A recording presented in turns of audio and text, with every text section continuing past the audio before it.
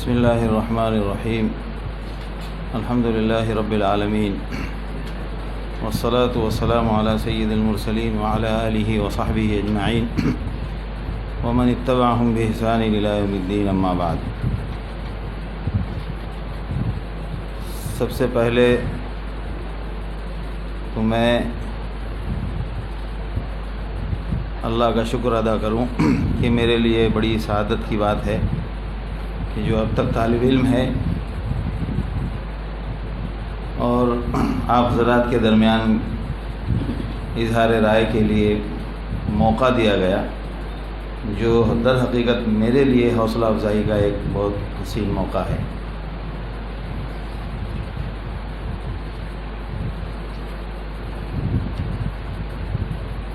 آج کی یہ مجلس آپ حضرات نے بزم صحافت کی افتتاحی تقریب کے عنوان سے منعقد کی ہے، لہذا اس کا عنوان اور اس کی گفتگو صحافت کے ماہرین کو کرنی چاہیے، لیکن چونکہ آپ بھی مبتدی ہیں تو ہمارے جیسے مبتدیوں کی گفتگو سے گزارا ہو جائے گا۔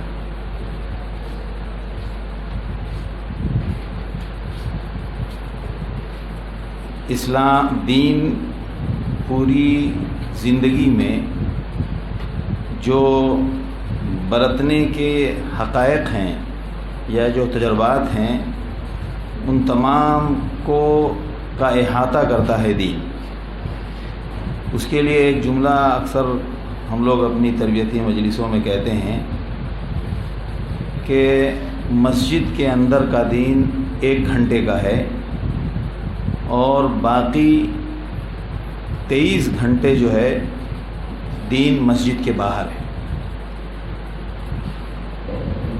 زندگی میں انسان کے بہت سارے مسائل، بہت سارے تقاضے ہیں، ان تقاضوں کو پورا کرنے کے لیے الگ الگ طریقے ہیں۔ ابتدائے انسانیت سے وہ چیز مرتب نہیں تھی، یہ فطرت کا جرنی آف نیچر، فطرت کا سفر جسے ہم کہتے ہیں۔ آدم علیہ السلام کے زمانے میں کھانے پینے پہننے اوڑھنے کے جو تجربات نہیں تھے، وہ اس کے چند نسلوں کے بعد وہ چیز وجود میں آئی، پھر وہ بڑھتی گئی یہاں تک کہ آپ صلی اللہ علیہ وسلم کا زمانہ آیا۔ آپ صلی اللہ علیہ وسلم کے زمانے کے بعد بھی وہ چیز بڑھتی رہی یہاں تک کہ ہم آج اس دور میں ہیں۔ ہر چیز بدل چکی ہے اور ہر چیز آگے بڑھتی ہے۔ اس کو جرنی آف نیچر کہتے ہیں، یعنی فطرت کا سفر جو ہمیشہ تغیر پذیر ہوتا ہے اور آگے بڑھتا ہے۔ تو اس میں مزاج بدلتا ہے، بات کرنے کا ٹون اور زبان اور انداز بدل جاتے ہیں، سمجھنے کا کرائیٹیریا، معیار فہم بدلتا ہے، اس کے مطابق فنون مرتب ہوتے ہیں اور اس کے مطابق اس کے اصول اور ضابطے مرتب ہوتے ہیں۔ ان اصول اور ضابطوں کو خیالی طور پر مدون نہیں کیا جاتا، بلکہ ان اصول اور ضابطوں کو ان راستوں سے گزارا جاتا ہے جس میں یہ محسوس ہو کہ یہ اصول کیا نتائج برآمد کریں گے اور کس حد تک مفید ہوں گے۔ اس افادیت کے اندازے کے لیے کسی خواب کو بنیاد نہیں بنایا جاتا، کسی خیال اور گمان کو بنیاد نہیں بنایا جاتا، بلکہ ایک لمبی مدت تک اس کے نتائج کا جائزہ لیا جاتا ہے اور اس کو محفوظ رکھا جاتا ہے۔ بار بار جب ایک کوشش اور کسی سبب کے ذریعے جب کوئی نتیجہ برآمد ہوتا ہے تو پھر وہ اصول ضابطے مرتب ہوتے ہیں۔ لہذا ہم دیکھتے ہیں اللہ کے رسول صلی اللہ علیہ وسلم کے زمانے میں قرآن جمع نہیں ہوا، ضرورت محسوس ہوتی تو ضرور جمع ہوتا، ضرورت محسوس ہوئی تو حضرت ابوبکر صدیق رضی اللہ تعالیٰ کے زمانے میں جمع ہوا۔ اس کے بعد اس کے نسخے مرتب کر کے اور اس کی کتابت کرا کے اس کو مشہور جو بڑے شہر ہیں ان شہروں میں بھیجنے کی ضرورت پیش آئی۔ جب وہ ضرورت پیش آئی تو وہ کام کیا گیا۔ حدیث کی تدوین کی جب ضرورت پیش آئی تو وہ کام کیا گیا۔ تو اسی طرح صحافت آج کے دور کی ایک بہت بڑی ضرورت ہے اور ایک بہت بڑا کام ہے، لیکن ہمارے دینی مدارس میں ایک غور کرنے کا پہلو یہ ہے کہ کس فن کے ساتھ کیا رویہ برتنا چاہیے، وہ سیکھنا بہت ضروری ہے۔ معذرت کے ساتھ مجھے حوصلہ افزائی بھی کرنی ہے آپ کی۔ آپ کا پہلا پرچہ صحافت العربیہ ہے، یہ صحافت کا موضوع نہیں ہے، یہ تو آپ کے عربی ادب کا موضوع ہے۔ صحافت کے موضوع میں کیا چیز آتی ہے؟ صحافت کے عنوان پر آج جو آپ گفتگو کریں، جسے جرنلزم کہتے ہیں، جرنلزم میں کبھی بھی انگلش لٹریچر پر بات نہیں ہوگی۔ انگلش لٹریچر کے تعلق سے اویئرنیس پر بات نہیں ہوگی۔ اس پہ کس چیز پہ بات ہوگی؟ اگر غور کیا جائے تو آج کے حالات، کن حالات کا اثر سماج پر کیا پڑ رہا ہے، اس کو روکنے کے لیے کیا کیا اقدام کیے جا سکتے ہیں، کون سے واقعات کہاں پیش آئے، کیوں پیش آئے، اس کا تجزیہ، اس کے روکنے کے لیے کیا کیا، جو آپ اخبارات میں پڑھتے ہیں وہ ایک فن ہے، اس کا ایک دائرہ ہے جو اس کا موضوع بنتا ہے۔ یہ ماہنامے جو ہوتے ہیں یہ ایک الگ چیز ہے اور صحافت الگ چیز ہے۔ صحافت میں حالات حاضرہ پر بات کی جاتی ہے، فنون پر بات نہیں کی جاتی۔ حالات حاضرہ میں کی زبان الگ ہوتی ہے، اس کا ٹون الگ ہوتا ہے، اس کا لب و لہجہ الگ ہوتا ہے، اور اس کا موضوع اور اس کا مضمون الگ ہوتا ہے۔ لہٰذا یہ قرآن کا موضوع ہے کہ نہیں ہے؟ اگر ہم سے کوئی پوچھے کہ صحافت کے لیے ہم قرآن کی کون سی آیت پیش کر سکتے ہیں، آپ حضرات کو دلچسپی ہے لگتا ہے صحافت سے نا، اسی لیے صحافت کی ابتدائی تقریب ہو رہی ہے نا۔ تو اساتذہ ہیں، ہم بھی طالب علم ہیں، تو اگر ہم آپ سے پوچھیں یا کوئی آپ سے پوچھے کہ قرآن سے کون سی آیت نکال سکتے ہیں جس کو آپ اس کے قریب کر سکیں کہ اس سے ہم صحافت کا استدلال کر سکتے ہیں، یہ ہم نہیں کہیں گے کہ وہ صحافت کے سلسلے میں آیت اتری ہے، لیکن صحافت کا جس کو ٹارگٹ کیا گیا ہو، یعنی صحافت کا جو موضوع ہے، وہ ان آیات میں اس طرح کی بات ذکر ہو۔ آپ حفاظ ہیں، آپ میں کریں ذرا غور کہ کون سی آیت ہو سکتی ہے جس کو ہم اس کے سلسلے میں پیش کر سکتے ہیں۔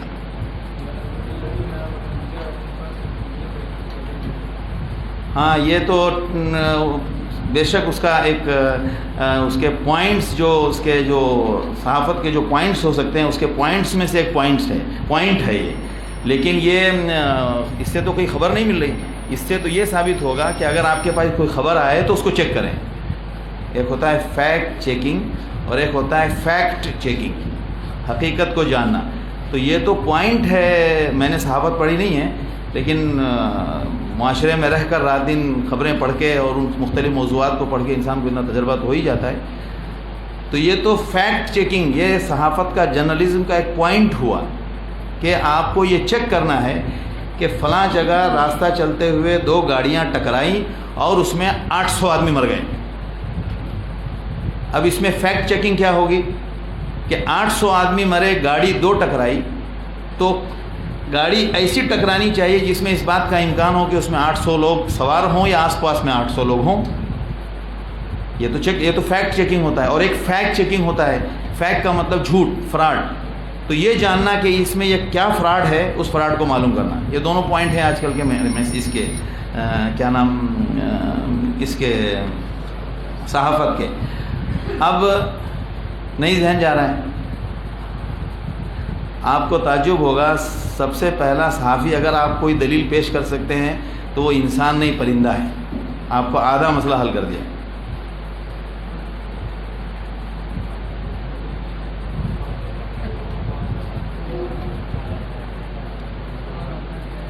جی زور سے پڑھیں، صحیح ہے۔ اس نے کیا کیا؟